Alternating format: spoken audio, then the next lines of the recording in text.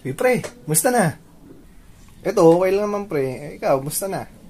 Ayos lang din, pre. Kaso, may problema eh. Ah, problema mo? Yun, need ko ng panggastos kasi nag-apply ako ng trabaho. Kailangan kong lakarin yung mga requirements. Kailangan ko ng panggastos. Ganun. So, baka meron ka dyan kahit 500 lang.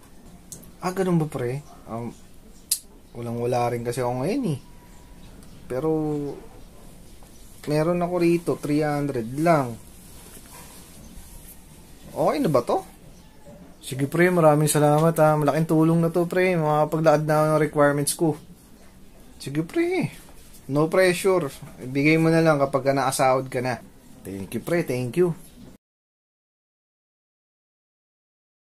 Uy pre, musta na?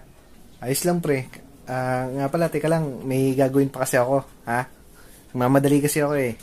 Uy, teka lang. Kwentuhan muna tayo.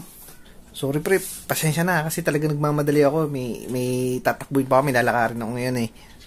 Diyan ka na muna. Sige pre. Sorry pre, nagmamadali talaga ako. Pasensya ka na. Tatakbo na ako. Chat mo na lang ako siguro. Chat na lang tayo. Sige pre. Sige.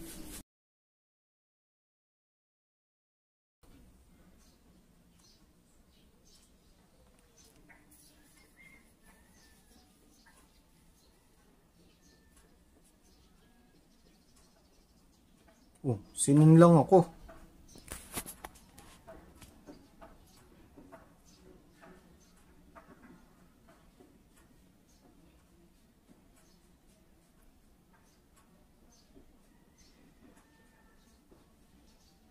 Oh, sinin lang ako ulit.